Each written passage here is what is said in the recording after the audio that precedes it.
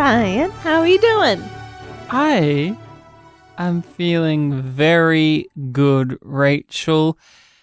A lot of conclusive feelings happening because we're ending the year up. The year in Babylon 5 is ending in the episode, and we're ending season 1 by talking about its finale, and... Well, yeah, we would end the season discussion. No, we could do a mid-season break. So... But... you know what I'm saying, right? And the yum-yum... But the yum-yum factor is eternal. That does not end. People like to think that you and I, Ryan and Rachel, that the yum-yum is over once we stop recording, but it's never over. The yum-yum's always here. It's always around. So to kind of clarify things for people, we're a Babylon 5 rewatch podcast, so that does mean heavy spoilers. You said Eternal, so I thought we were doing the Eternals. The Eternals? No, thank you. Doesn't have enough yum-yum. It has, in fact, no yum-yum. But that's a story for another time. But we are Babylon 5 rewatch podcast, so that does mean we are spoiler heavy. So if you have not watched Babylon 5 or you are keen to do so, we recommend that you do and come back to us when you're finished up, because we are very much about talking in detail about things, especially with an episode like this. You can't help but want to talk about things down the road. So that has been your warning. We're named Yum Yum because of what reason, Rachel? Star Trek Discovery gave us the Yum Yum moment. Yeah, who had YYE, Yum Yum energy, in this episode? Who's the person who could have said Yum Yum if this was written by Star Trek Discovery? Jakar's in this episode.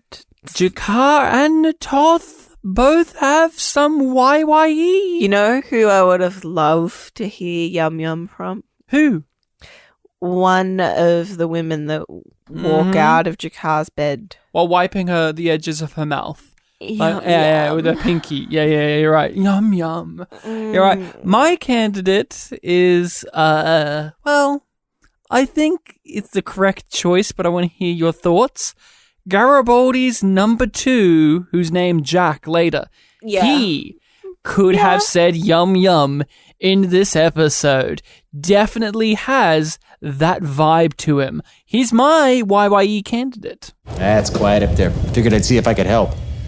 What do we got? Chrysalis, episode 22 of season 1, according to its DVD description, goes as such. New Year's Eve in space. Sinclair makes marriage plans.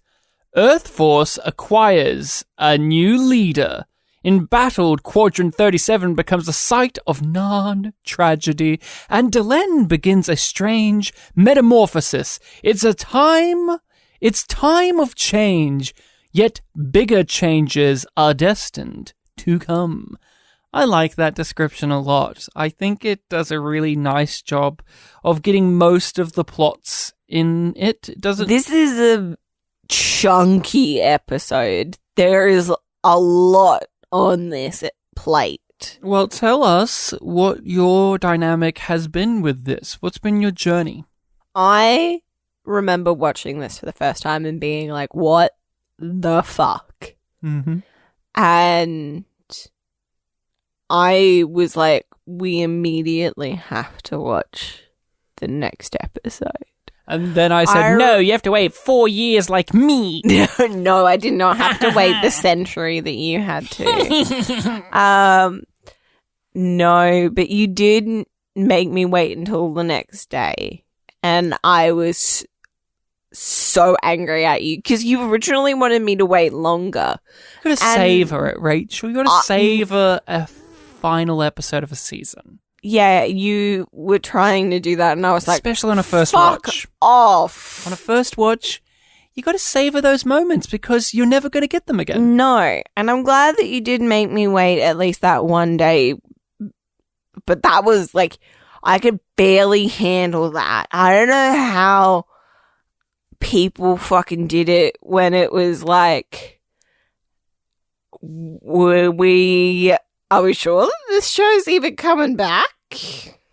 Well, now, to clarify, Rachel, this may not be known to you, but Babylon 5's premiere of seasons were very interesting. So, I believe that, I can't remember, I think it was The Quality of Mercy was one of the final episodes, but there was a bit of a break in between season 1, and then this episode aired, and the week after the second season episode aired, so there was no waiting time. So this felt, for people back then, that this was the first episode of the new season, and then the second episode, which is actually, that's how it aired. Yeah, the air date order, I know, was fucky. They tended to do that with Babylon 5 a lot, where its final episode season would then have the next season's premiere episode come straight after it. And it's a bit interesting, but they didn't have to wait like I had to wait. No, like you had to wait. Nobody had to wait like you had to wait. Nobody. I'm a fucking saint. I am. I had to endure holy consequences for waiting. Jeez. Yum-yums for Ryan. Yum-yums for Ryan. Yum-yums for Ryan. And that only happened because of capitalism. That's to blame, of course. Distribution, as I've discussed many a times, was a major factor into why I was not able to get my hands on a copy of that second season DVD for several years. I mean, come on, guys. Centuries. Yes, 1,000 years ago, there was a great war. What's that dude's name? Oh my god, I can't believe I'm forgetting his Zathras. name. No, not Zathras. Zathras. No, the guy that's older than the first one. Lorien. Yeah, you had to wait Lorien's lifespan to get the second season. I was hanging out with him in Zahadum, just chilling out, roasting marshmallows, waiting for that second season to come. Do you mind if I share your fire? My relationship, obviously, with this episode has been a tumultuous one, to say the least, because I had to wait so long, because I had the first season to itself. This was the end, and it left so many questions unanswered and added new ones to the table, and I loved it. It frustrated me, but I loved it because it was both a culmination of all the things playing out in the season, whilst also perfectly setting the stage for things to come. And it didn't have that type of cliffhangery ending in the same way that Star Trek did, in which usually it was one big event that was a cliffhanger. This had multiple things that were waiting to be tied up, multiple strands to be explored in the next season. It wasn't just, is Picard going to survive becoming Locutus? Will Riker actually fire? It isn't as simple as that. There's multiple things. So it enraptured me when I was a younger person, and when I eventually got to that second season, it was a magical time, of course. So I've had a very fond relationship with Chrysalis, even though it enraged me as well, because I never got to see for quite some time. Eventually I did, of course, but I was left with this being the final one. And it was maddening, but I thought the episode was really well done. And it endured, the quality of it endured over my frustration of not being able to be like you, watch the next one straight away. It taught me patience, not its intention. What the fuck is that? What's that? Well, you'll have to find out next week on Babylon 5. On the next Babylon 5. Let's talk first about the technical aspects of this. Let's talk about the things that make the episode work on that front. You and I, when we were watching this, were both very impressed with how the editing was in this and how it would cut from scene to scene. You want to kind of touch upon that?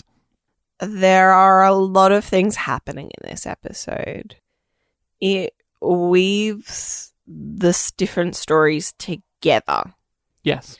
And one of the ways the show uses the tools of the visual medium and are, you know, just the way that we understand how editing works. Yeah. It uses particularly just like quick cuts.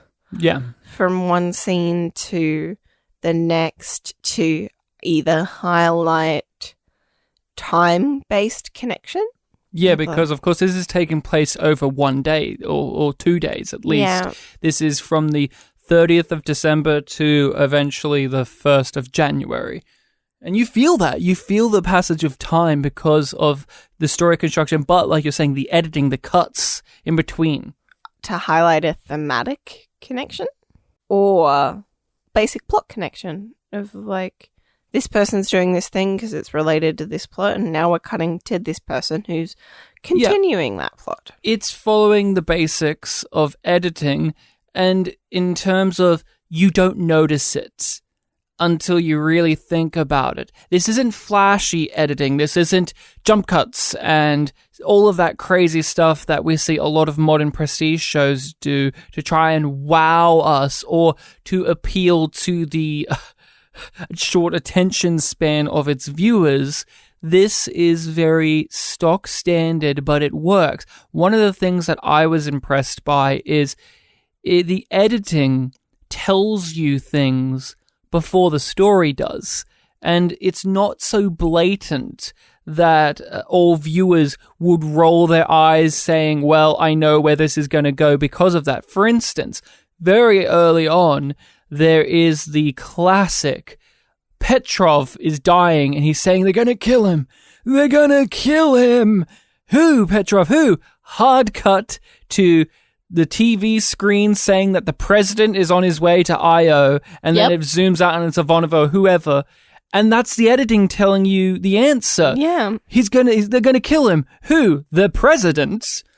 It's very well done because obviously at the end you go, oh, of course, the president, of course, and you look back and go, oh, yes, and maybe you picked up on that straight away, but I think that's a rather brilliant way of telling the story. It isn't just doling it out as just a mystery throughout the whole episode. When you look back on it, the story is being told to you straight up front, but you may not have even noticed it because most people... You don't know what you're looking for until you know what you're looking for, and then you are rewarded for noticing. And most people focus on the writing and the actual filmed thing in front of them as the doling out of the information to you. How far they've come since the gathering. But sometimes most of the times, it's the editing of how they put all the pieces together, and we don't praise that enough in our discussions. Babylon 5's editing, for the most part, is really well done. It isn't distracting. They aren't omitting things that you feel need to be there. There's not as much of the that happened off screen and we have to take its word for it attitude. And with a moment like this, and there's several moments like this in the episode, where the shots just keep coming back, some of them more obvious than others, like Garibaldi's number 2, and the way this episode uses the shots and cut in and intercuts back to him has been really effective. It's far more obvious than other things, but it is super effective at communicating the point across of he is of importance. It frames him. It puts him into the spotlight. And even before his reveal as the traitorous character, and I'm not saying that it isn't obvious that he's going to be a traitorous character before it happens, but you need to have the visual language as well as the scripting language to plant the seeds of that eventual payoff within the context of the episode. Because in the other episodes we've seen this guy in, we don't know anything about him. In this one, this is one way you get to know stuff about him. And if these shots weren't lingering on him, and if we weren't noticing things in the script of how he's using these clever little lies here and these things here, and it just turns around and he shoots him in the back, you would have no emotional impact from that moment other than just pure shock of, oh, Garibaldi got shot. It's more impactful that we have the shots lingering on this character, a character we don't see all that much, because now we have some attachment to him. It's very easy for them to have forgotten that, but they include it here, which is very important. One of the other things that you just touched upon a moment ago too is the way it cuts between the stories. This episode is jam-packed. We've got multiple stories going on, and none of them feel like they're cutting the other story off when they go to it. When you go to Londo halfway through a Garibaldi scene, it doesn't feel as if you are being robbed of the momentum of the Garibaldi story. It flows into one another beautifully. The pacing of the episode is breakneck, but not in a chaotic way, not in a way where I feel like I'm struggling to catch my breath with it. This feels masterfully done. That's just how I come at it. When it comes to the cutting between the stories, what were some examples of that you found effective? I have to go with a more blanket statement of the cuts to Londo. Mm-hmm. Like, those transitions really stand out. Yeah. Because it's really, like, connecting up and building, I guess, this sense of, like, what the fuck is Londo up to? Yeah. Like, what has he got himself into now? Mm-hmm. Just the way that they do it and the way that they time things builds on that throughout the episode. Veer, how many gods are there in our pantheon? I've lost count since the last emperor was elevated to godhood. 48. No, 49. 50 if you count Zug, but, I never thought he should. All right, let's say 50. 50. Now, out of that 50, how many gods do you think I must have offended to have ended up with Jacquard's teeth buried so deeply in my throat that I can barely breathe? All of them? An episode like this is jam-packed, and we've discussed this in the past of how does this remain coherent?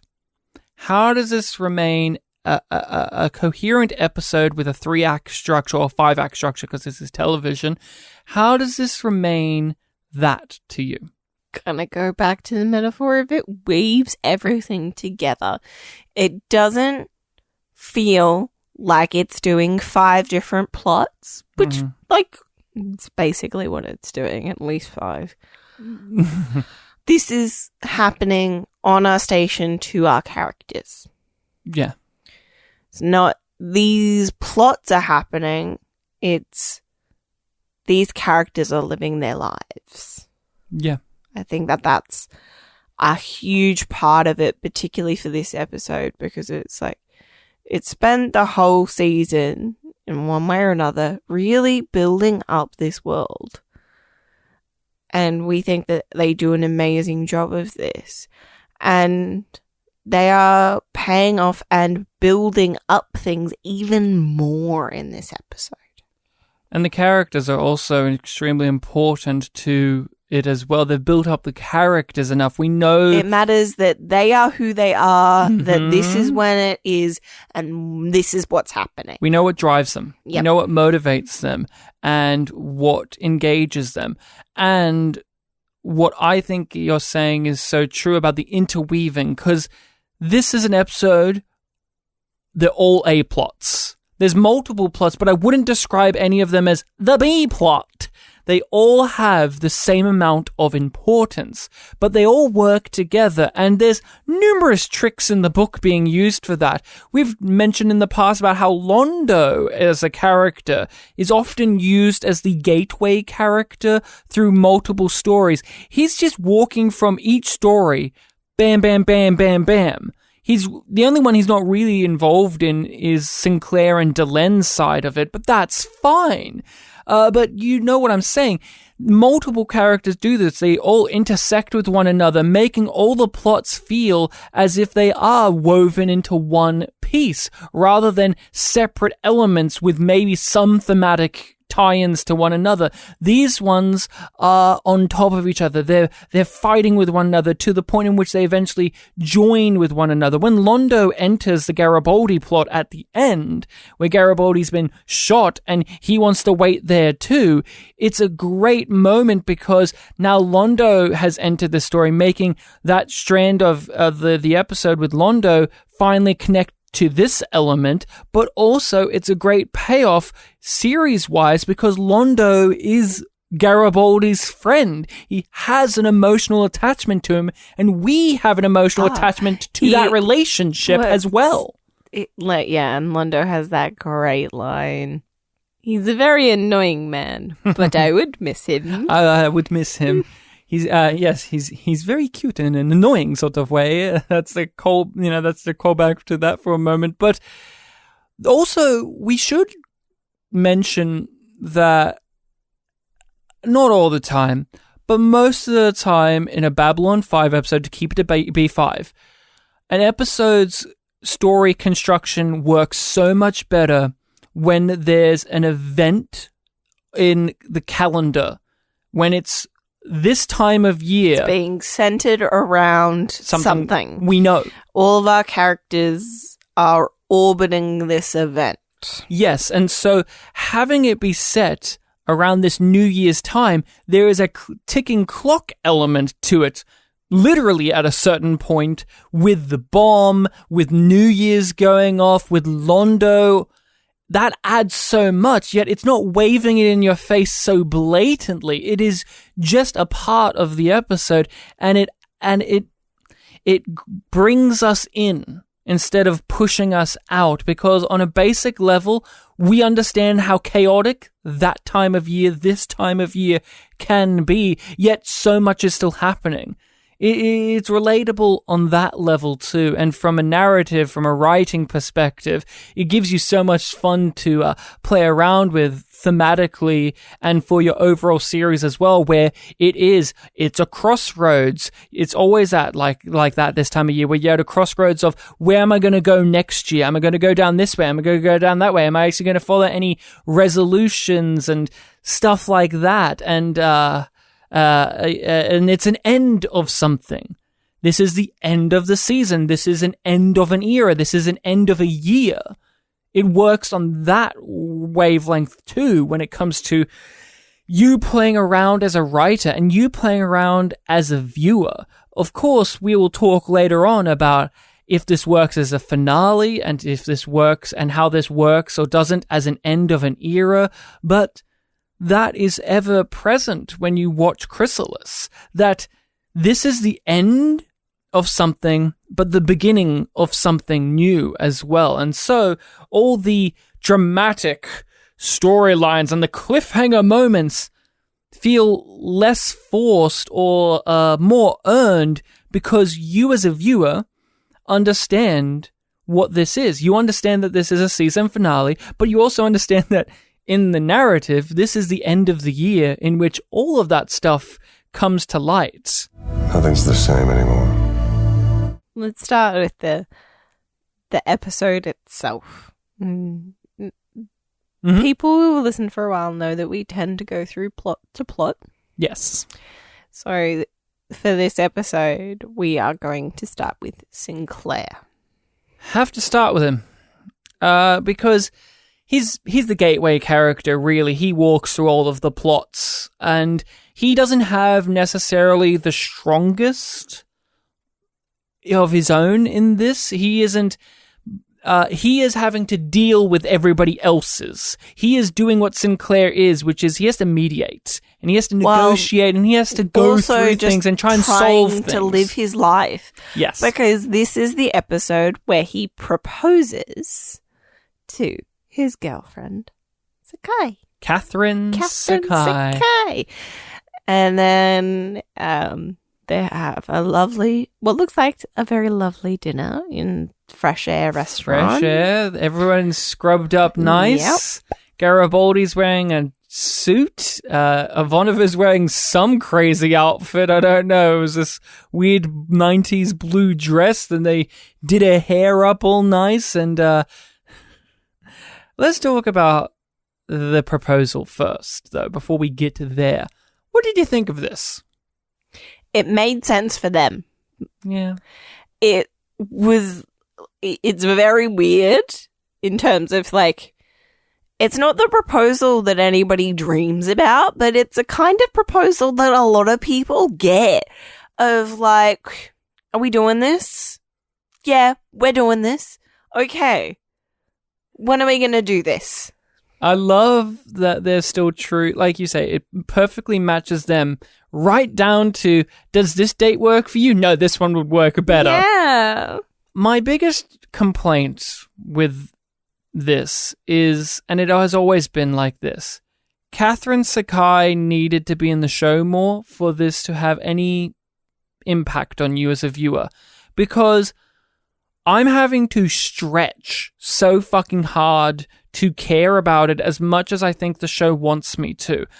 I, on this rewatch, have actually enjoyed this relationship much more than I have ever, because I'm having to dig into it and analyze it and understand what they're going for in the script, but on just a pure, basic, non-analytical viewer watching perspective of it, it has no impact on me. And if anything, I feel it is lazy, because Catherine Sakai hasn't been here enough, and she doesn't have much of a relationship outside of Sinclair, where to the point in which she asks Ivanova to be her maid of honor because she has no one here, and it's embarrassing for Catherine Sakai. And it gets worse because this is her last time in the show. Yeah. So that also combats it. But remember, I had this season on its own for so long, and I felt this the entire time. She needed to be here more for me to care about this proposal, for me to care about Sinclair doing this, and for me to believe it is the most important thing. For me to believe it. The actress does a much better job in this episode than she has in previous episodes. I do think, and we will talk about the actress of Catherine Sakai in our Spotlight section, but I think if Catherine Sakai was able to be in this show as more of a regular character, that actress could have given us so much more than what she was able to here, because she does get better with each appearance, as do most of our main cast throughout season 1. They get better as they get along, as they get more script to work with and more understanding. Get a feel for it. Catherine only has 3 episodes to work with, 3 or 4 episodes to work with, and she just doesn't get a lot here. So I don't know. How do you feel about all of this? I agree. Like, it makes sense for their trajectory as a couple. But you don't feel as connected to it because you haven't seen them enough. Most of what you get is them telling us how their relationship used to be. Yeah. We don't actually get to be taken on that journey of them shifting and them settling in with each other more. No, you don't. And Sinclair as a character, this is a side of him we don't understand as well as the rest of him. The boyfriend Sinclair, the fiance, the husband Sinclair, the Sinclair in a romantic situation is not one that we really got to know in the season. And that's the point of this relationship as well, wouldn't you agree? Is it's supposed to show us that side of Sinclair. And we only really got to see that side of it in the Parliament of Dreams. And then the rest of the time, he's just normal old Sinclair, and Catherine also happens to be in existence as well. And it would be different if it felt like that was what they were like as a couple. Because I do think that maybe is part of what they're going for, of like, they are 2 people that are choosing to share their lives together rather than that's a couple. And it doesn't get enough time / it wouldn't have really worked in a show that came out in the 90s for them to be like rather independent but choosing to be together. Yeah. And like lots of people live like that and they're very happy like that. But in our media, we want people who appear really bonded and deeply care about each other in a very obvious way. Yeah, I'm going to say it. I think JMS in Babylon 5, one of his core weaknesses as a writer is forming a relatable and just one that you want to see long-term relationship of characters, one that's pre-existing relationships. And mutual. Lise and Garibaldi, you don't really ever care about them. Ivanova and Malcolm, you never believed those two together. Sinclair and Catherine Sakai. Eventually, when we physically get Anna Sheridan, that it falls apart there too, and there's a whole reason with that we'll get to eventually. But do you agree with this? I personally think that JMS is better at the long-term forming of a relationship with some with people like Sheridan and Delenn, but when it comes to these pre-existing long-term relationships, he never puts in the work for the person that's in the relationship if they're not the main character. He never puts in the work for Lise. He never puts in the work for Catherine Sakai. We're just supposed to buy it because we like the characters they're in a relationship with. He never gives those characters enough of their own to make me care about this relationship that apparently exists. The kind of way that I'm just thinking about it now is that it is a weird weakness that the writing in Babylon 5 has. 'Cause we've discussed this before. Oh, just randomly? And Jason Ironheart. There's another one. So many. Yeah. Like, we don't think JMS in general is great at writing romantic relationships.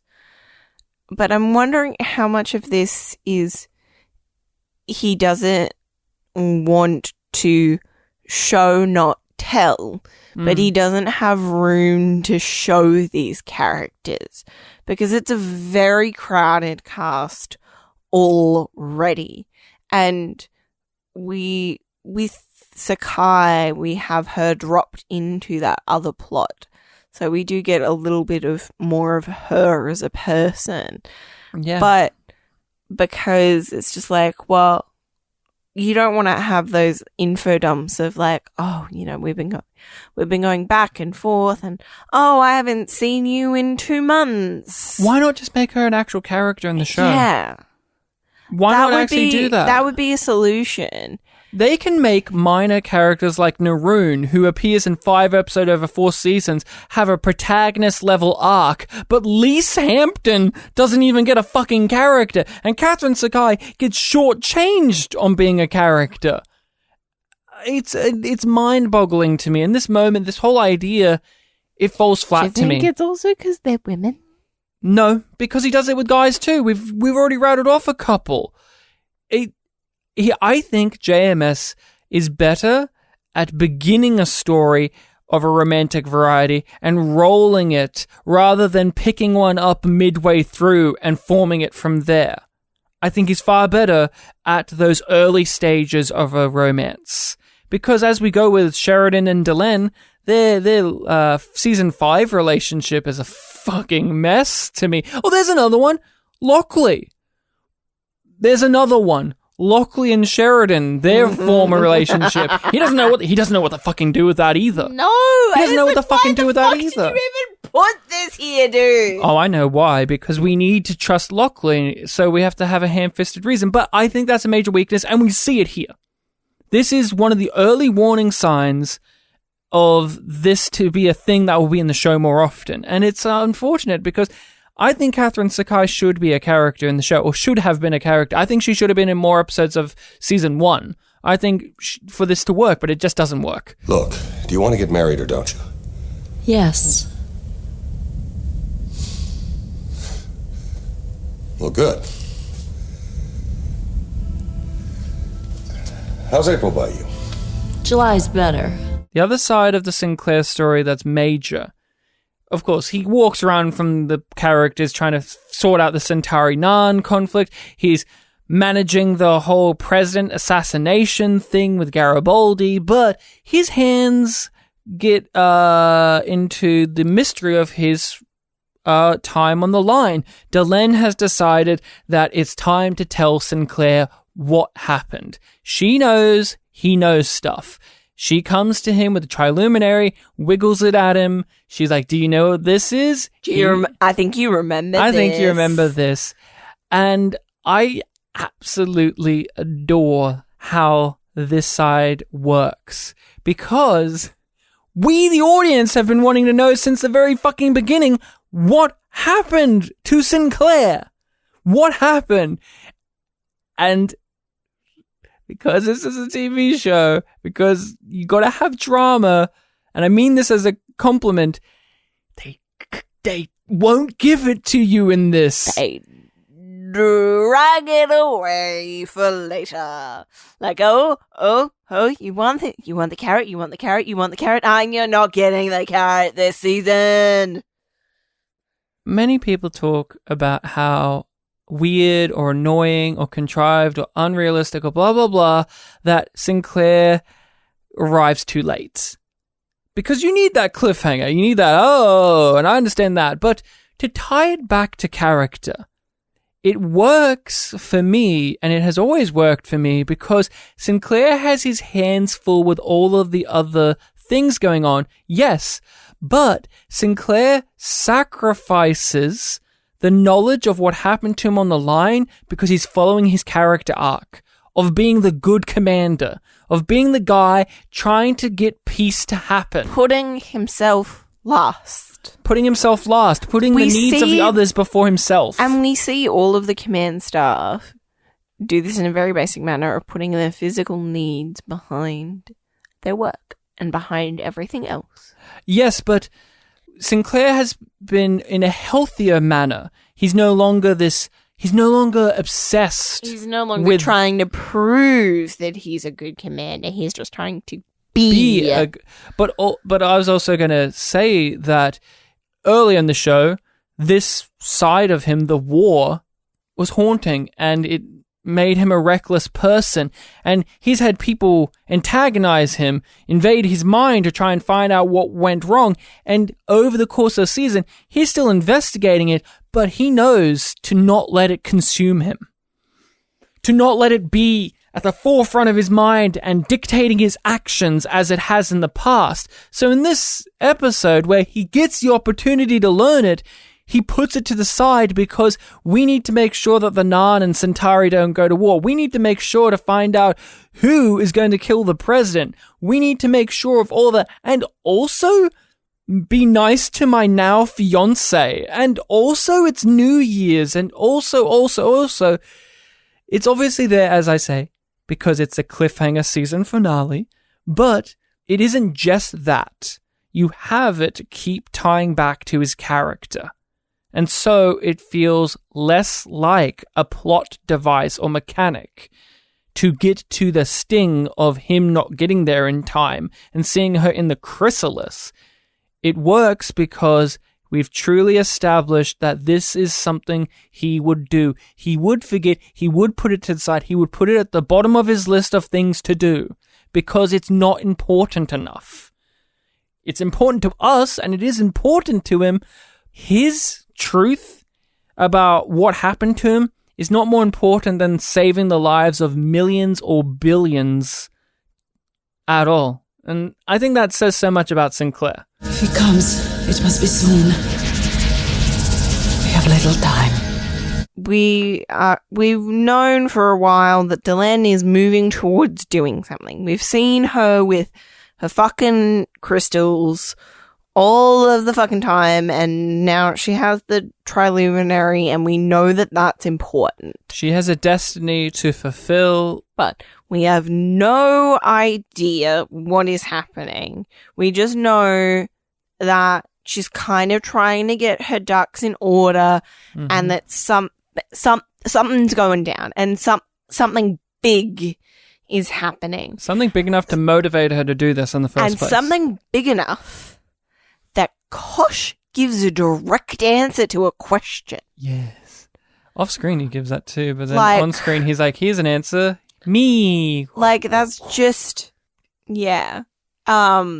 So we feel the stakes of that, But we don't know what they are. but we don't know what they are because we know the characters and the way that they are responding to things shows us and makes us feel the intensity. Like one of a small moment that other scripts would have cut. It's just like, it's for like maybe 10 seconds. In between a few scenes, it cuts to Linnea crying, looking at her. Oh yeah, and I That think like he's is- holding one of the like candles. one of the candles. Yeah. And when you're rewatching the show, it's like, for me, it was beautifully brutal Because he loves her. because he loves her and he cares so deeply and he's so scared. Well, But he has this job. Yep. And he is taking solace in that job. And you see him do that exact sort of thing with the Rangers. Yeah, and then JMS And then it decides, fucks it up. and JMS But- decides to turn that into a very worrisome character trait, which I'm excited to see if It pushes how too we far. feel about that as we watch it as we go along. I'm not going to say push too far because I'm excited to see how we look at Linnea's characterization as it goes along. It goes places. It goes too far. He becomes an emo. I think we've said that we still don't buy that Linnea would walk away from Sheridan in that situation. But that's many an episode down the line. Delenn turns into a chrysalis. It's in the title. We get told that it's on her mind in a previous episode. But I cannot stress enough how weird this is. Can we just acknowledge that? Yes! Because Babylon 5 does... We can move on right past it. But no, we can stop, take detour. a look. It's fucking weird. I'm going to put a little picnic blanket on it for a second so we can have a little meal. Babylon 5 does lots of fucking weird things that are beautifully done because it's a sci-fi world. One of our main characters, seemingly out of nowhere, has decided to become a cocoon. What the fuck is going on? What the fuck is happening? Who knows? We assume that this is not part of normal Minbari shit. The diorama she's been building for the whole season was actually not just a piece of bullshit that was there to give some just busy work for the character to do during exposition. It wasn't the same thing as the lettuce. No. It's more meaningful. No. It's there to turn her into a cocoon, into a chrysalis. When I watched this that first time, I lost my fucking mind. Because, yeah, it's in the title. Yeah, we've been told. But it's different to be told something and to see it happen and not be able to watch the next episode to understand where it's going to go. What do you mean one of our main characters has turned into a cocoon? What are they going to turn into? Is she going to have wings? What is this? What is this? I love that type of joy when you watch a show where it's earned, though. This is earned. I didn't understand how it was back then, but this has been building towards this the whole season, and we've been having lots of understanding of Delenn's willingness to do this and how she's wanting Propensity for self-sacrifice and to become something new. But it is still fucking weird. This is one of those sci-fi things where one of our main characters turns into a cocoon because why not? And the other character has 6 penises and one has a pouch and one's a fucking angel in an encounter suit. Meanwhile, Sinclair has to do paperwork.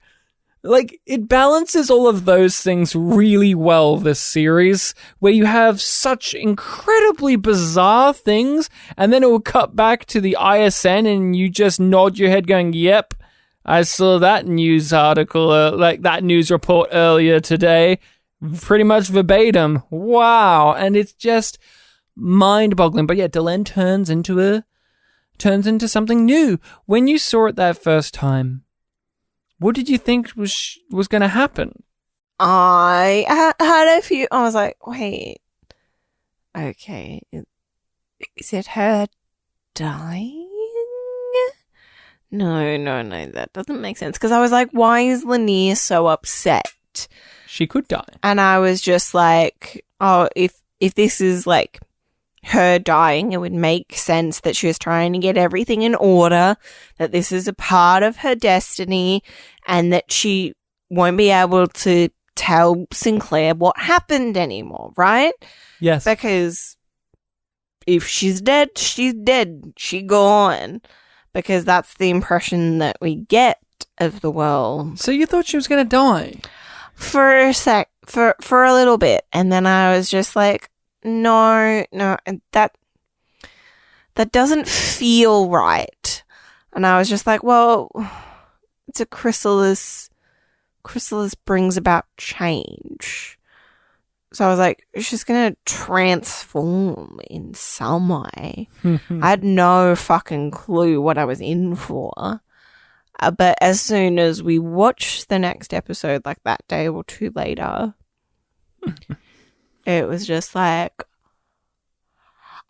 oh, fucking course. This couldn't be anything else, could it? It had to be this. It had to be. Did you guess it at any point in the half a millennia that you had just season one? I didn't think she would be a hybrid the way she was. I thought three things. One of which was the original idea, but did not turn out to be that because of many reasons we've discussed. One, I thought she was going to turn into a guy. Two, I thought she was going to turn into a full human. I didn't think she was going to have a little bone crown. That's funny and fine, and we'll talk about it when we see it. And the third, for some reason, I thought she was going to turn into almost what is Kosh, an angel-like figure. And I thought she may have had wings because it's a chrysalis, and I thought, butterfly! And I thought, this is a show about religion, so she'll be like the walking angel on the show. Why not? Why the fuck not? She's doing this, so the show might be crazy enough to go there. Ambassador Delenn remains indisposed. Indisposed? She's in a cocoon! Yes? The episode starts out with a bang, of course, very early on, because Jakar and Londo are yelling at each other in the council chambers. And no joke, the scene ends with Londo, for really no reason, just exclaiming, ah, as he does all of the time. Yeah. That's how you knew you were up for a fucking sweet ride, because these two are at each other's throats. Into this episode. So, do you want to hear the note that I made about Jakar in that scene? Oh, he was very good in that scene. Jakar making an entrance by making an exit. Yep. He's very good in this episode, Jakar. Andres Katsoulis has come a long way since the gathering, huh? Yeah. Jakar is so well defined in this. He rides so many different emotional planes. He isn't a two-dimensional villain. I really loved in that opening scene with him where he's almost like how he was in Midnight on the Firing Line, where he's very cocky and sleazy, and obviously, like, when you get your shit together, then I'll come back. I think of a parallel to in that episode where Jakar is chastising Londo for using the council for his own vendettas. Yeah. But he does it here, and it's less overtly cocky, but still that same air but an air of truth instead of being petty, where he says, signing under duress is no real agreement at all. That whole idea of we made an agreement under your dictatorship, under being your slaves, that's not a real agreement. That's not a real contract. And you feel conflicted about that because you remember what the Narn have been like throughout the show because of what Jakar's been like. You've still got that little seed in your brain of, those Narn are gearing for war, but you can't help but also agree with them at the same time. Yeah. The Centauri have been terrible to them in the past, and they probably do deserve owning this thing again and having this quadrant and doing all of these things, but Sinclair has to come in and ask, guys, can we level this out? Can we try to be peaceful? Can we actually try to put the weapons down and try to find peace? You've maintained this border fine for quite some time. Why are you risking everything for it now? And it's like, I love the way that the law, attitudes, beliefs that the Narn have around, well, like the Narn that we see, particularly Jakar and Natoth, of they did it to us. Yeah. And that bully victim complex that they have and the way that they're reaching that out. And that's established fine. Like, that's all long before we come into the picture as an audience and what we're seeing. But we understand the relationship between those two species so much better than we understand the relationship between Catherine and Sinclair. Oh, yeah. It's miles apart. And 5 miles.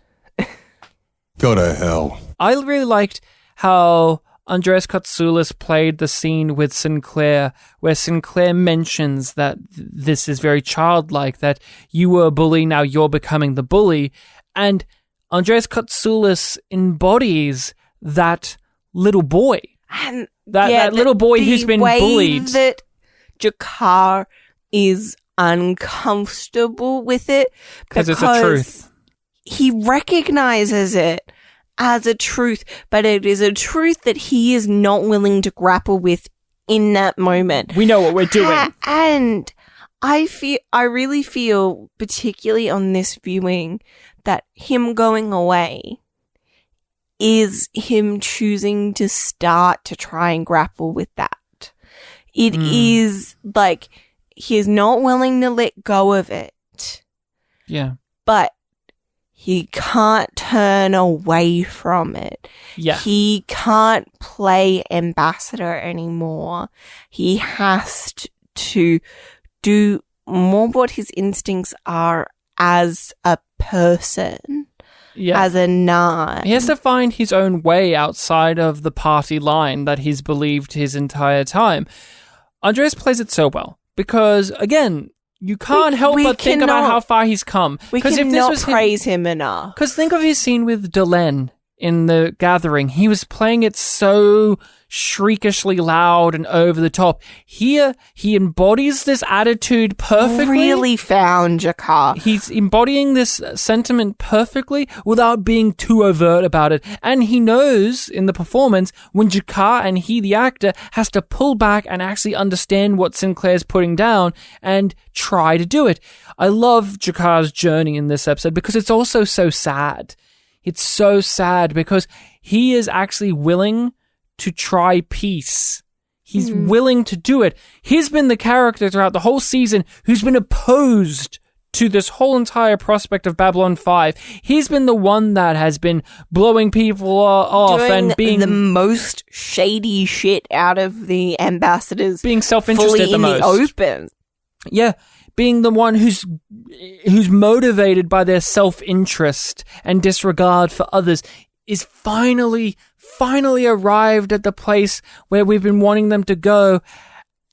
And then Londo fucks it up for him. And he doesn't know Londo's fucked it up, but it's a tragic story where Jakar had hope and we'll see this so many times, Jakar has hope that things can be all right, and then that hope. And then something crushes it, and he becomes in a worse state. He leaves the station, and I think of that as more of a sad thing, because at the end of it, he's talking to Sinclair and Ivanova about the loss of their president and their leader and the loss of their people, and he's back to that Jakar resistance fighter way of, we seek justice, and you're wanting him to move beyond that, and we know he will move beyond just that, but the circumstances that take place in this episode, he's progressed but regressed at the same time, but it isn't a full regression because we know he has the possibility to move forward from this, but because his character isn't just one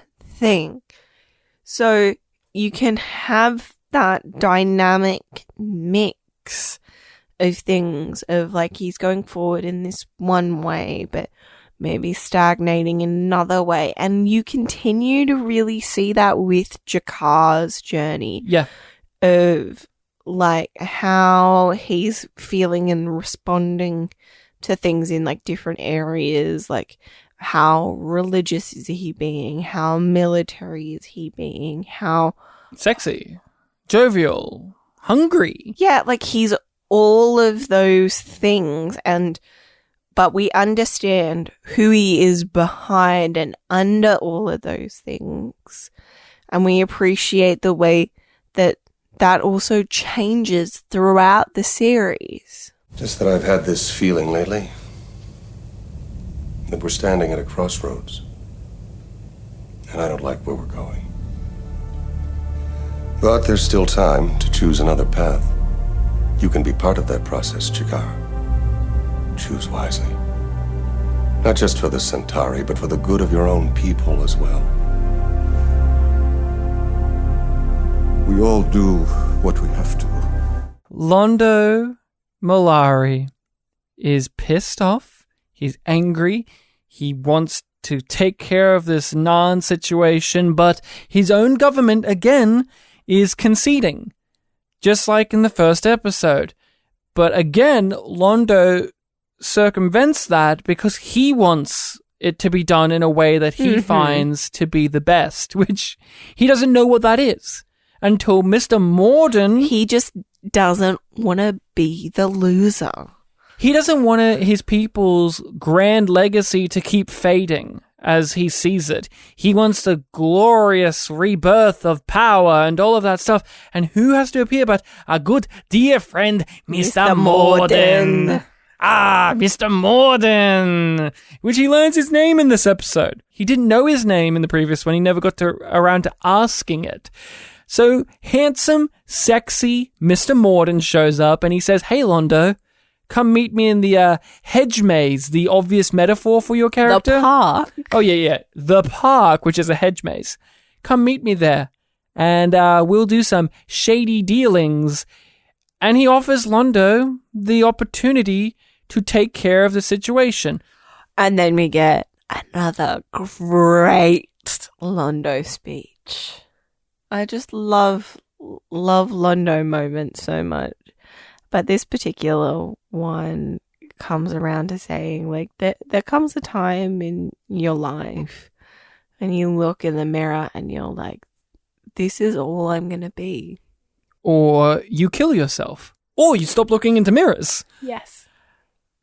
And that speech perfectly encapsulates what Londo is like in the early seasons of the show. He feels as if this is how things are going to be. Nothing can change, yet he resents it so much. He wants things to change. He wants them to go back to the way they were. He wants to be happy. He wants a sense of purpose, and he doesn't have that. And then Mr. Morden offers him the ability to change that, and Londo, thinking that this state of purgatory he finds himself in is something that he cannot change, that he cannot change his viewpoint or perspective, he just rolls the die and go, yeah, sure, sort the situation out, and he follows Morden's advice, which leads him to where we will find him to be in the show, which is this is the first major step that Londo takes down to the road of his own demise and tragedy and fall in the show. This is where Londo damns himself. He, at the end of this okay, to put it into context, at the start of the episode, he's joking about being nibbled to death by cats. A great scene. A truly great scene. So that's where he starts. And at the end of this episode, he is responsible for the death of 10,000 people. One episode. Same episode. And Londo's fully aware of how much responsibility he has in this situation because you see it on his face when he confronts Morden about it at the end of this. He didn't know that Morden was going to kill those people, but it was never not a possibility. He didn't think it would happen, but now it has happened, and he was responsible for it. He was the guy that gave the order. He didn't know that it would, but that is what happened. It doesn't matter necessarily if you knew the exact details. What matters, and you can see it on his face, is that result. But evidently doesn't matter enough because Londo will not be afraid to come back to Morden a few more times to do a few more genocides and mass murders. It's so important that this moment plays out the way it does, because if Londo was over the moon or happy or wanted to take advantage of it, it would be a different story. It would be a different thing. It wouldn't have the depth of layers to it of him being this tragic figure. Instead, he would be a character that you would want to see get their demise, rather than you want them to figure a way out of it. Londo is so complicated in the best way. Can we talk about Morden for a little bit? We love Morden. His little necklace. His little... Talking to the shadows. He's such a... Yes, he's right for our purposes. Destiny is on our side. How do you feel about how both races and people under the influence of the shadows and influence of the Vorlons, both sides, including the main players themselves, the big boys, believe in destiny being the thing that will prevail in the end? I find it funny in a weird sort of way because neither of them think of destiny really in the same way that we do. We think of destiny as that, like, something outside of our control. Mm-hmm. Somebody else, like some bigger plan or the natural order of the universe. Or God. Or God. Or luck. Generally, it's some kind of higher power to believe in destiny. But they are that higher power. Yes. So it's destiny because it's what they want, not because they actually, like, they think it's inevitable because it's their desires. Their design. Their design. Yeah, it's not destiny for them because all it is they're waiting for the game to start. And the game has already been laid out to play in the way that they want it to be played. And that's even funnier because later on, when Sheridan comes around, he screws it all up for them and goes completely different and kicks them out of the galaxy. And then things progress from there. They're stagnant people, the Shadows and the Vorlons. They're stuck in these ways, in this cycle of violence to prove a point that they don't even understand anymore. And it's just so funny to hear Morden be the guy who says we're going to win because of destiny, because the other portion of the episode has people like Delenn being fueled by destiny as well, and she's on the side of good. But when you look back at it, this is another example of that weird, that interesting road Babylon 5 takes with faith and spirituality and the belief in higher powers is quite cynical because both characters, both people, many others believe that they're on the side of fate and destiny and prophecy and the belief of something higher than themselves, but really it is the Shadows and the Vorlons have played 4D chess with everyone to make sure everyone does all the things they want. It's just a justification to do what they want. It's just a game. And Londo now is a player of this game. And he will also shake up the rules and shake up the status quo of what Morden thinks. Is he a pebble that gets to vote? Maybe. It's also very funny because Morden makes a wrong choice or call on Londo in many ways. He expects him to bend to their will quite easily. No, he's Londo Malari. He's not an easy man. He is a he's a very complicated and quite annoying man himself. Yeah, like these last couple of episodes in particular have such deep roots in the rest of the series. Like when you are seeing this relationship form between Londo and Morden. Mm-hmm. And certain moments and cadences bring back memories of other lines. Like when when they're back in the park and Morden is chastising Londo for caring about the deaths of these Narns. They're Narns, Ambassador. Like, what do they matter? They don't really count. Sworn enemy. Yeah. And the way that Morden is so confident that he knows Londo, it just gave me kind of flash forwards to the bombing of the island. Yeah, and because Morden has that same confidence, arrogance, fucking so arrogant, but because he doesn't think that people or things can change, and Londo has changed. He's a car salesman. He thinks he can play Londo, and he can, but not all the time. That's what makes Veer so great, because Morden can't play Veer, and so he doesn't pretend with Veer. He's openly arrogant and antagonistic. He doesn't play Mr. Nice Guy because Veer sees right through it, and he can't play Veer. Londo's responsible for the death of so many people here.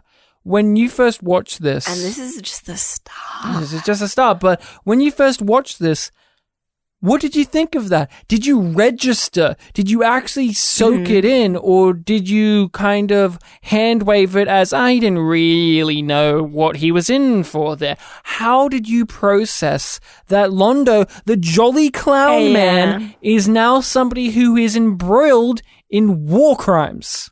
I think I see my processing of it as being fairly similar to Londo's himself, which is, oh my fucking god, you what? I didn't recognize it when I first saw it, and then when I was rewatching that first season multiple times and wondering where they were going to go, I did not think they would have the balls to acknowledge what it was, because he's the funny character, and you can't turn your funny character into such a... That's not what shows do. You can't put the funny guy into such a real, dramatic thing as recognizing mass murder and actually grappling with it. You can't do that, and if you do, it's going to be sloppily done. Boy, was I wrong. They've noticed you, Ambassador, which was the point of the exercise. I hear they have great plans for you. Yes, but 10,000 in cold blood? Ambassador, you're a hero. Enjoy it. Garibaldi's a busy boy in the episode. He's having to be friendly, having to do his normal job, and oh, wouldn't you know it, he's stumbled across a conspiracy to assassinate somebody. Who? It's the president. He hangs around down below. People treat him like shit because he's a filthy cop. You know, all cops are bastards is Babylon 5's motto sometimes. But one lurker who will return in the second season gives him some pointers on what's happening. Garibaldi stumbles across these space gangsters because of that, starts investigating them. His number 2 guy, who we've seen a few times, is helping him. I really like the touches in the script that when you put the pieces together, you note down that the second in charge guy, Jack, was responsible for some of these things, or was playing into playing Garibaldi as well. For instance, when the space gangsters escape, you go, how did they disappear? And if you know the story, you go, oh, well, the second in charge would have just let them go because he works for them or works with them. And then the classic Garibaldi asking him, what does it read when they're looking at the jamming devices, and he can't read it. He's like, ooh, I can't make it out. Small and not all that substantive lie, but it's one that he has to put on the fly to delay this. It adds to our suspicions of him, but we also really get why Garibaldi's blind to it. Yeah, because it's so juicy rewatching it, because you can't help but go, but Garibaldi, you figured out all of this fucking shit, but you can't see it. You can't see it. And you just want to see him figure it out before it's too late.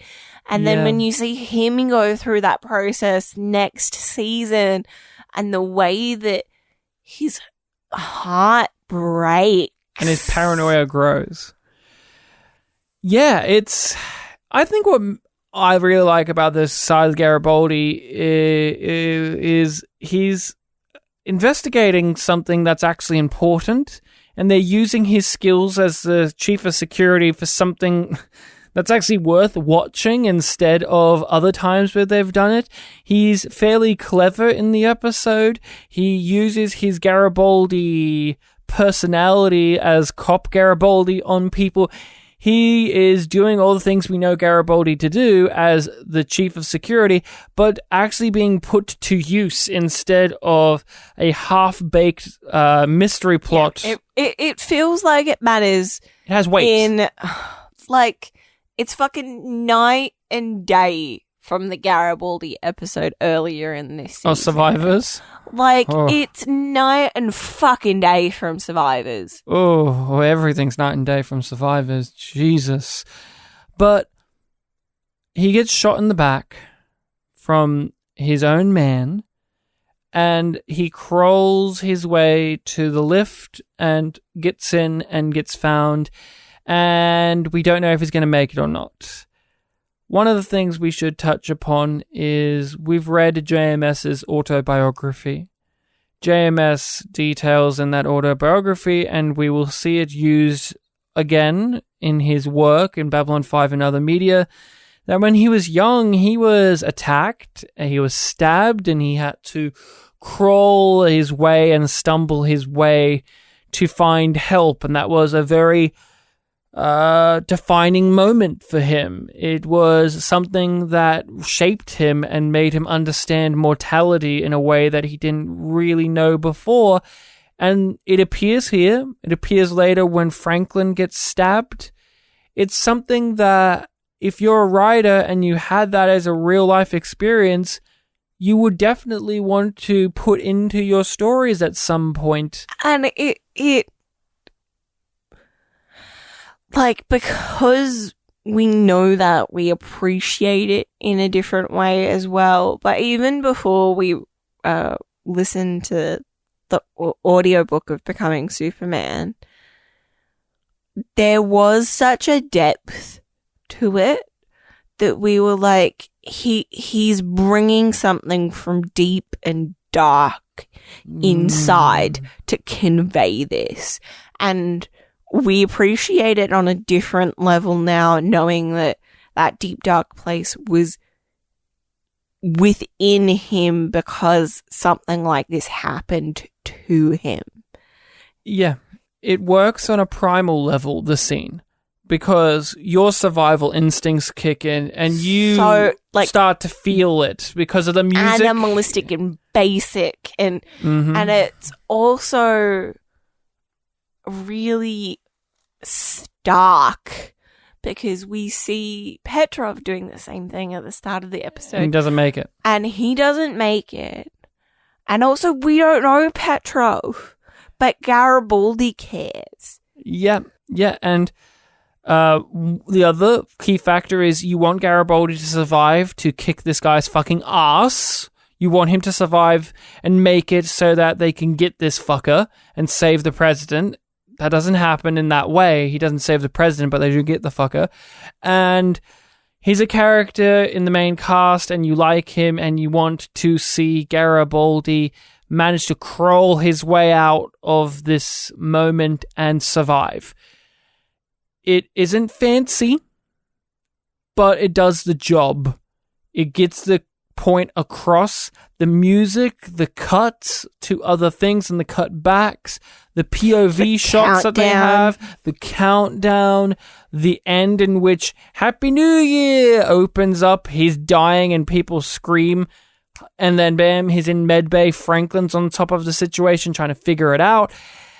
Londo eventually rocks up, Ivanova eventually rocks up, and of course his second in charge is watching over him the entire time. And now he's been put in charge of investigating this entire thing, but he's the guy who also made it happen. So you know nothing's going to get done. And until Garibaldi wakes up. Yeah, a thing that I'm like, I just love this so much.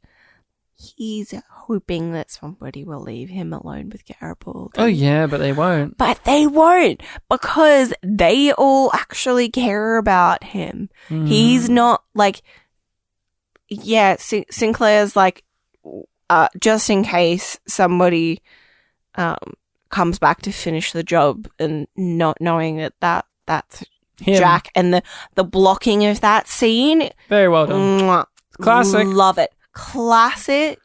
But it works. But it pays off. And when you get that scene where Londo's coming in and talking to Ivanova, and then Jack's in the background. The camera it's zooms just like, I had such a deep moment reflecting on how Ivanova and Londo are saving Garibaldi at that moment, and they don't even know that. What you just said, that all works because we have been given the building blocks to this moment, and not because Walker Smith said, "Watch your back," and then he got shot in the back. You know what's so funny? Until just now, I'd completely erased that moment of Walker Smith. It didn't even come up again. It didn't come up when I watched it. When I watched it, I wasn't thinking, oh, Walker Smith was a real motivator. No. This just works on the basic primal level of he's a character that you don't want to see die, and he's dying or in a coma. Bam, done. He got shot in the back by a sleazy piece of shit. Watch your back. The president dies in the episode. We never got to meet the president, but he was a big player in the show. We started off the season. We knew about him. We didn't know him, but we knew about him. We knew about him. He visited the station at some point. The first season opens up with his election. He's a big deal, and he's dead by the end of the season, and it's very ominous, and we know it is a pro-Earth movement within the government that is pulling the strings here. And Morgan Clark is boosted to president, and when I watched it that first time, don't know about you, I thought, well, he's evil. He's definitely the guy behind it, because he was mysteriously sick, and he love how that comes, like the doctor comes back in, and he looks like a sleazy little man. So he's like that dweeby looking guy. That skeevy is the word that I would use. Skeevy. I was, when watching it, and still, there is a very haunting quality to the president exploding and all of the reactions to it. Everyone's crying. Everyone's trying to find the way to... Everybody's reacting slightly differently. Shocked. And I love the, I don't know, sort of ripple effect that it has of, like, we see our main characters and then, like, the ensemble cast and then kind of everybody at once, and they're kind of slowly, like, they're struggling to process it. Obviously, this is evoking the JFK thing. Oh, yeah. 100%. LBJ sworn inauguration thing that Clark is mirroring, of course, and how that, as we know, captured the world in a tragedy that was hard to understand. How could one man shoot the president so easily? How could that happen? Particularly when it was, like, on such a, like, hopeful thing. It was like... But it's hard to come to terms with something so unexpected and so tragic happening. Obviously, especially when you watch it happen. Yeah, obviously for us, now this is pre that, but for us, 9/11 is a thing that came to my mind of the reaction I had and the reaction many people had to that tragedy, and not being able to fathom it, and the emotionality like, that people had to that. It was very palpable, and I couldn't help but feel that in this moment. Obviously, especially because, like, we were children at the time, and it was even harder to grasp what happened. Yeah, like what do you mean? Both of us had to continue with our day.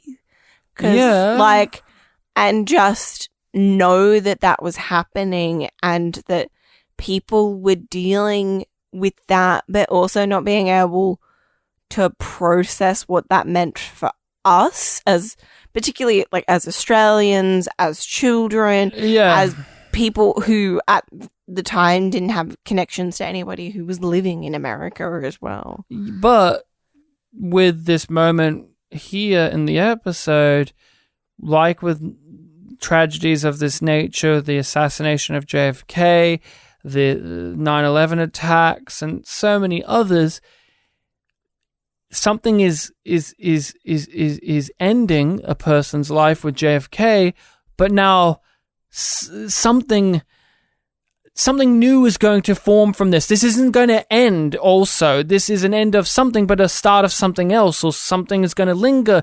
When JFK died, the world was forever changed from that moment. It opened a whole new avenue of things to happen. Same with 9/11, same with so many other things. And that's what's happening here in B5. Yeah. The president is dead. It's dead. Clear turning point. It's a crossroads, as Jakar mentions, and now we are opening up a new storyline of Earth is really fucking shit in this show, and it all keeps tying back to this being set on New Year's. End of one thing, start of another, as the description of the episode mentioned. Transition and crossroads, and it all ties together beautifully like that. This isn't lazy. Which is also, like, it's also the Chrysalis. Yeah, the Chrysalis is also another sign of that. No, but it's also another example of that. It's a crossroads, it's a transition, it's end of one thing, start of something new. Mm-hmm. An evolution that you cannot go back from. You cannot work like you did before. Yeah, and all of these things that we're talking about within the narrative of the show build up to this being a really great finale. What is it? A chrysalis. She is changing. Into what? I don't know. This is transformative conclusion we have a cliffhanger. Oh no, Garibaldi, is he going to make it? Oh no, Delen's in a Chrysalis. But it is an end. It's an end of an era. And, okay, since we are a rewatch podcast, we get to address this more. The end of Sinclair's era. That's what I was going to get to. To talk about the outside context of the outer layers of the show, the behind the scenes, it's an end of an era in other ways. It's an end of Michael O'Hare being the lead actor in this show, Sinclair being the protagonist and the commander of Babylon 5. It's also the end of Catherine Sakai. It's also the end of Julie Caitlin Brown as Natoth. It's also the end of not the true end, but it is the end in a way of the type of episodes we got in this season aren't going to be as prevalent in the next, and then in the next season even less so. We're turning to that point in the show as well. But you're right, Michael O'Hare leaves this after this season. This is his final episode as the lead guy, and it's hard to describe because this isn't built in any way to be that. No. But it is. This is his final episode as the hero, the lead of the show. He will come back. He does get a proper conclusion, and it's awesome. But it was hard to swallow that pill when I finished season 1 and when I eventually started season 2, because how can you not have the main guy in your show? Why?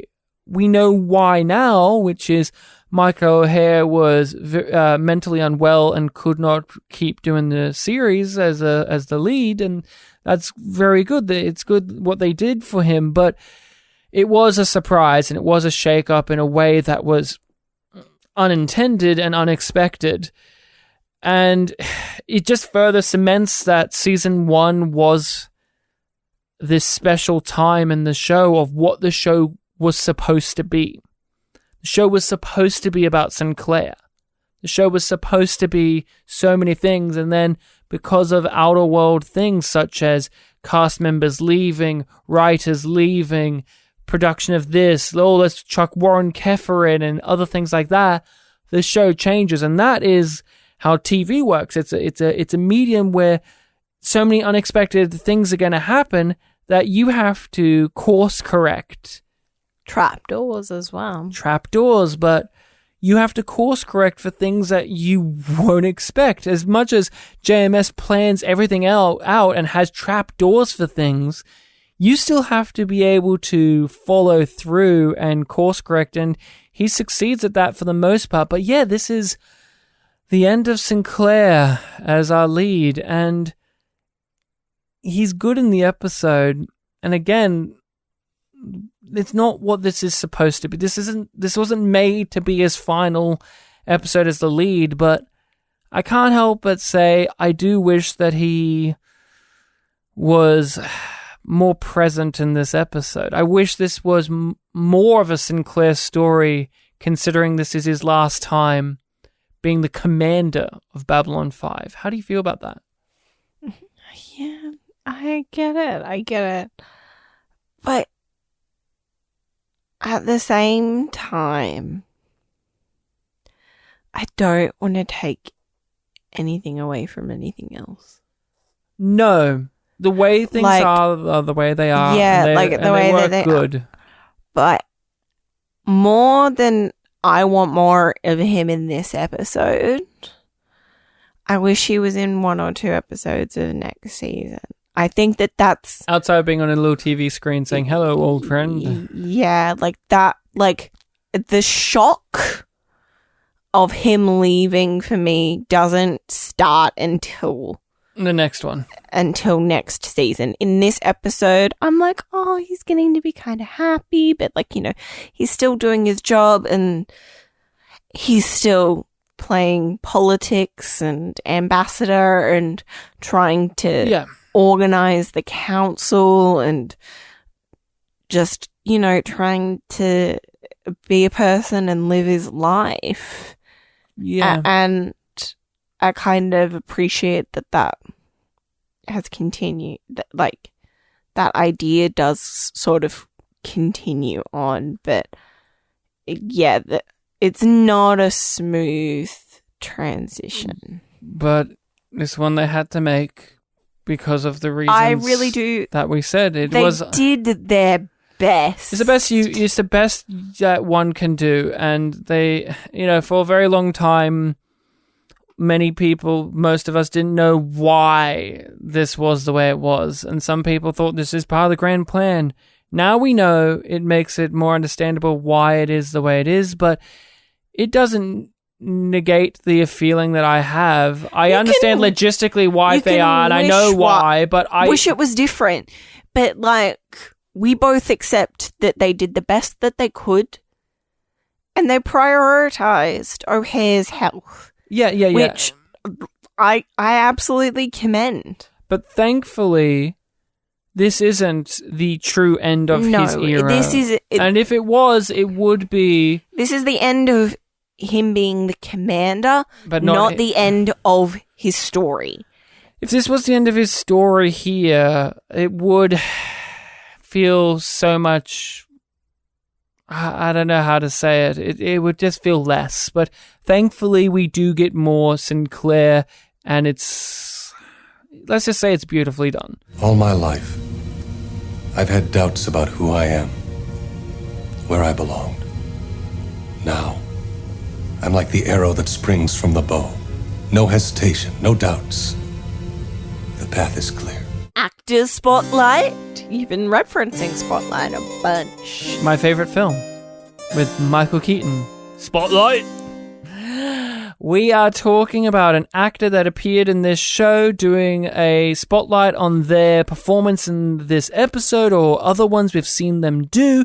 We are going to be talking about the actress who played Catherine Sakai. We'll talk about some of her other work, if we've seen her in much else, any interesting facts we know about her. So I just want to say I think it is so unfortunate for... Who is this actress? Julia Nixon.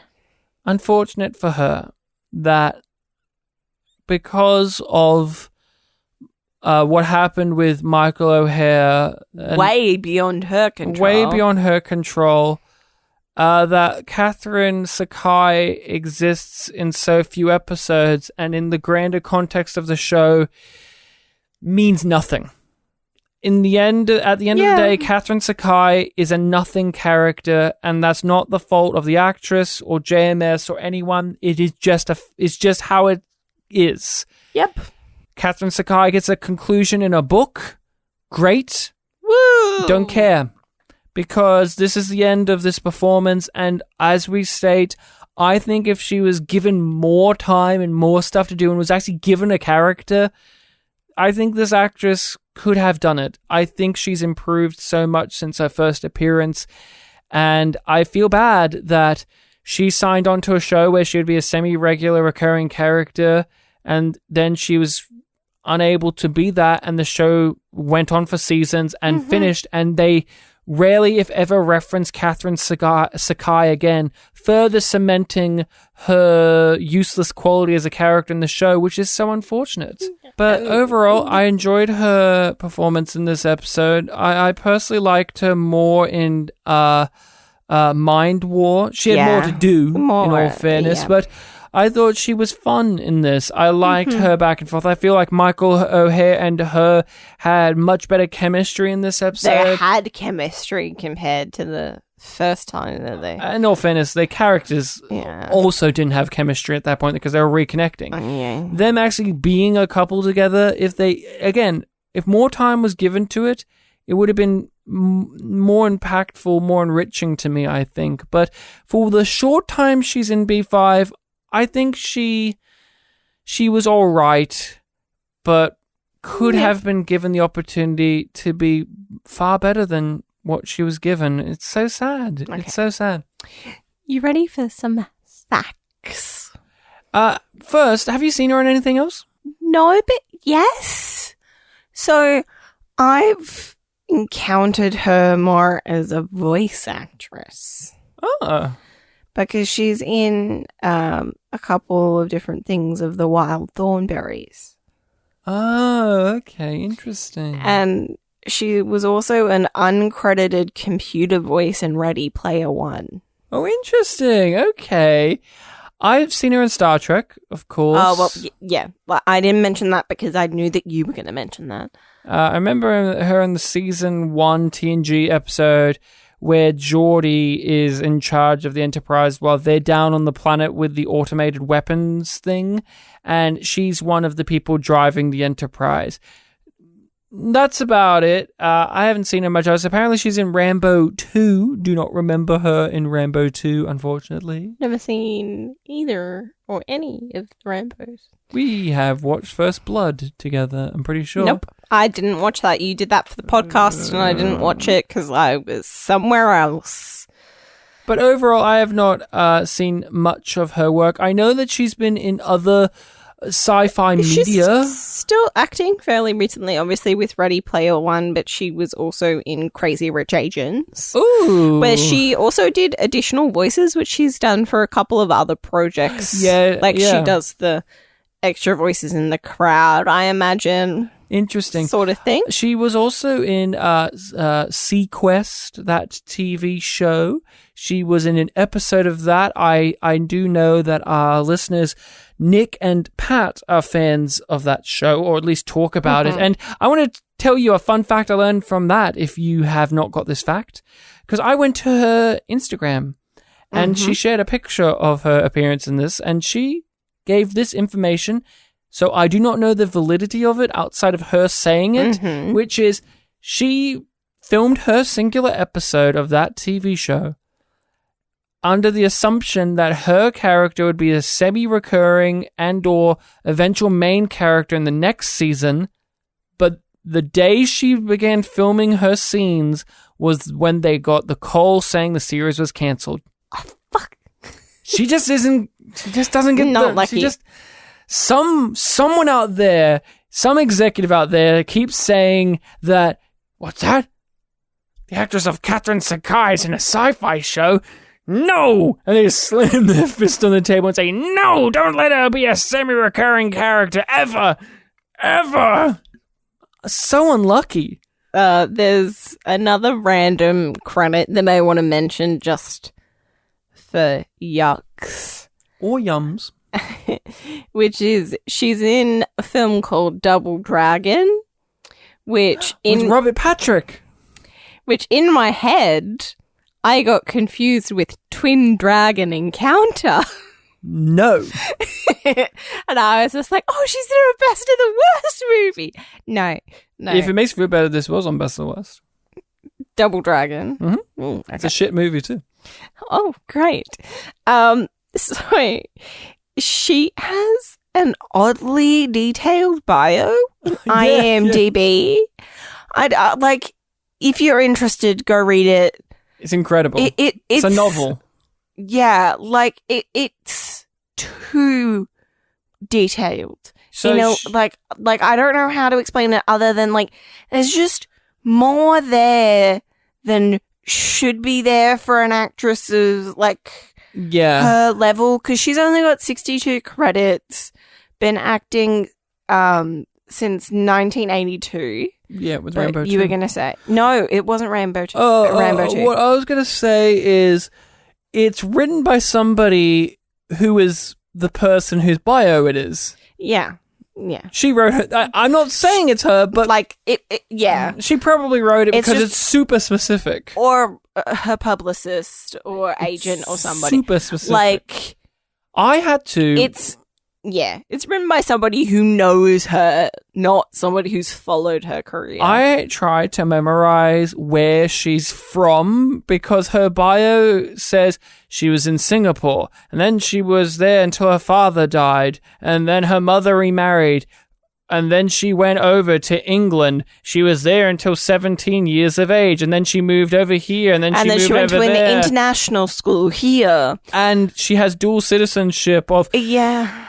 And what I'll a lot. What I'll say is her accent's very good if that's the case, because when I hear Catherine Sakai, I don't get this heavy accent that I would expect from a woman who's been in so many different countries that isn't America, as long as she has been in America, evidently. Because, again, I think she moved there when she was around 17, 18. And so, good. That's something I learned. I learned, hey, Cousin Sakai is not just some American lady. She's a woman of the world. So she was born in 1958 and had her first credit at 24, which was 1982, which was Magnum P.I.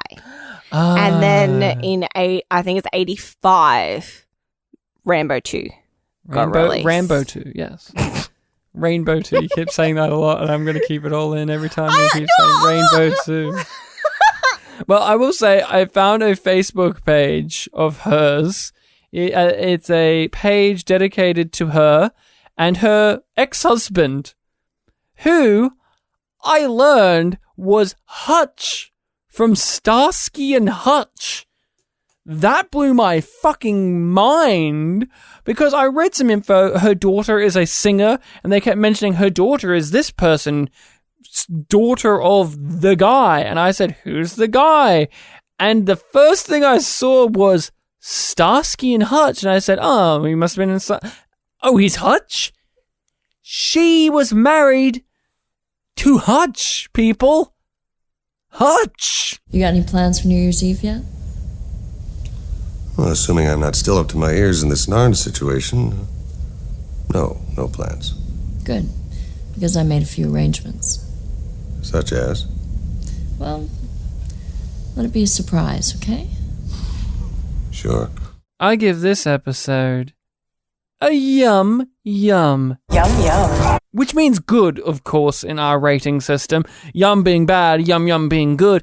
Rachel, do you stick with your yum rating? Yes, I do. Yum yum. So next time on the pod, we'll be coming at you not with the Season 2 opener, but with a Season 1 overview and recap. We'll be going over the season, our thoughts on it. Is it as good or as bad as they say? Talking about some of our favorite moments, our least favorite moments, characters, all of that good stuff. So make sure to be tuned in for that.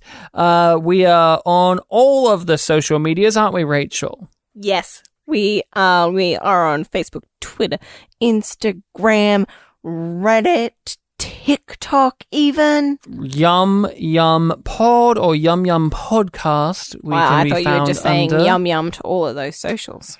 Yum But yum. if you want to send us an email, that would be sent to yumyumpod@gmail.com. That is correctamundo. We have a Patreon in which we talk about numerous things. We also have a group Discord that you can be a part of if you join our Patreon. It is a marvelous time. Come be a part of the fun. Come be a part of the journey. Come join us as we talk about the best and worst rated episodes of Star Trek according to IMDb. Come join us as we talk about the X-Men movies. That's right. Every month we do one of the X-Men movies. It's been a fun time revisiting those. We had just come out recently our X-Men 3 discussion, and soon X-Men Origins Wolverine, everybody's favorite film. Everybody loves Deadpool in that movie. Yes. Ryan Reynolds more than anybody. And so you can find us there at YumYumPodcast on Patreon. Come support us. All of this is in the description of this episode, as is usual. Jakar was here in the episode, Rachel. He returned from his little vacation of fucking because Jakar was too busy having some good eating. Pussy. He was eating pussy. Human pussy. That's what he was eating.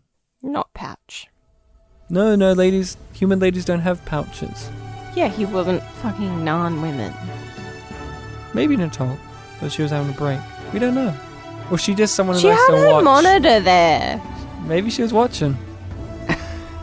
Who the fuck knows?